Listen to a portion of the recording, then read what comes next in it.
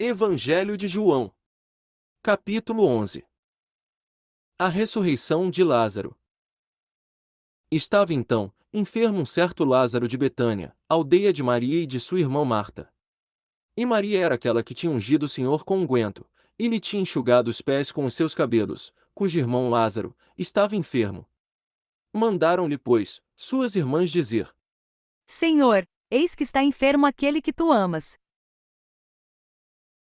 E Jesus, ouvindo isso, disse: Esta enfermidade não é para a morte, mas para a glória de Deus, para que o Filho de Deus seja glorificado por ela.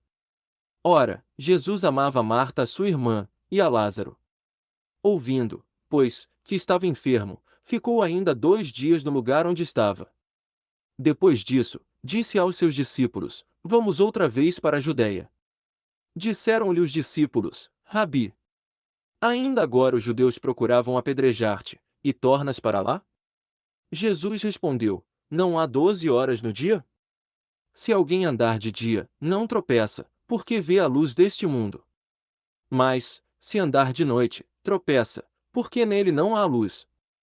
Assim falou. E depois disse-lhes: Lázaro nosso amigo dorme, mas vou despertá-lo do sono.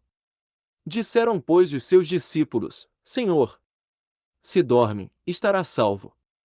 Mas Jesus dizia isso da sua morte, eles, porém, cuidavam que falava do repouso do sono.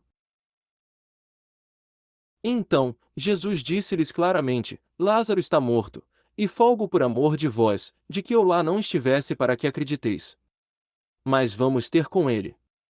Disse, pois, Tomé, chamado Dídimo, aos condiscípulos: Vamos nós também para morrermos com ele. Chegando, pois, Jesus, achou que já havia 4 dias que estava na sepultura. Ora, Betânia distava de Jerusalém quase 15 estádios. E muitos dos judeus tinham ido consolar a Marta e a Maria acerca de seu irmão. Ouvindo, pois, Marta que Jesus vinha, saiu-lhe ao encontro. Maria, porém, ficou assentada em casa. Disse, pois, Marta a Jesus: Senhor, se tu estivesses aqui, meu irmão não teria morrido. Mas, também agora sei que tudo quanto pedires a Deus, Deus te concederá. Disse-lhe Jesus: Teu irmão há de ressuscitar. Eu sei que há de ressuscitar na ressurreição do último dia. Disse-lhe Jesus: Eu sou a ressurreição e a vida. Quem crê em mim, ainda que esteja morto, viverá. E todo aquele que vive e crê em mim nunca morrerá. Crês tu isso? Disse-lhe ela. Sim, Senhor, creio que tu és o Cristo, o Filho de Deus que havia de vir ao mundo. E, dito isso, partiu e chamou em segredo a Maria, sua irmã, dizendo: O mestre está aqui e chama-te. Ela, ouvindo isso, levantou-se logo e foi ter com ele. Ainda Jesus não tinha chegado à aldeia, mas estava no lugar onde Marta o encontrara. Vendo, pois, os judeus que estavam com ela em casa e a consolavam, que Maria apressadamente se levantara e saíra, seguiram-na dizendo: Vai ao sepulcro para chorar ali. Tendo, pois, Maria chegado aonde Jesus estava, e vendo, lançou-se aos seus pés, dizendo-lhe: Senhor, se tu estivesses aqui, meu irmão não teria morrido.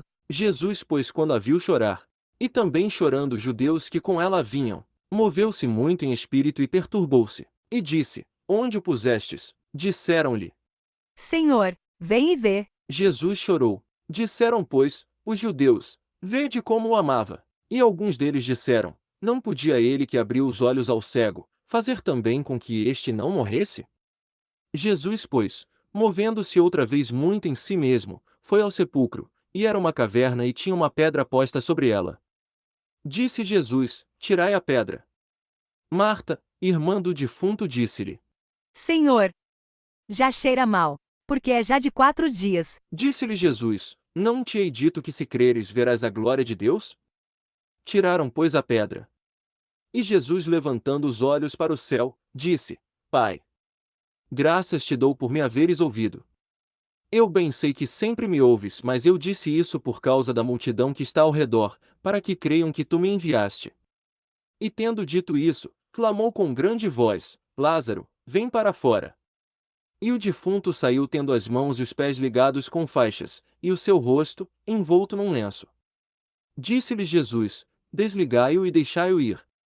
Muitos, pois, dentre os judeus que tinham vindo a Maria e que tinham visto o que Jesus fizera, creram nele.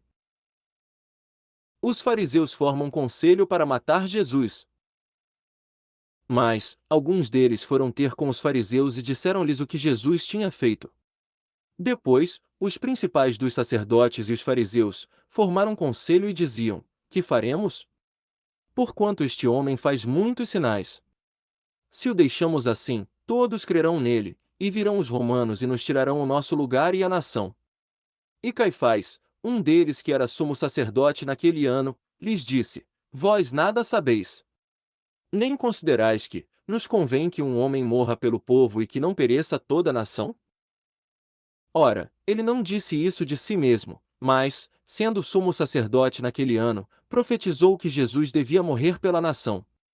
E não somente pela nação, mas também para reunir em um corpo os filhos de Deus que andavam dispersos. Desde aquele dia, pois, consultavam-se para o matarem.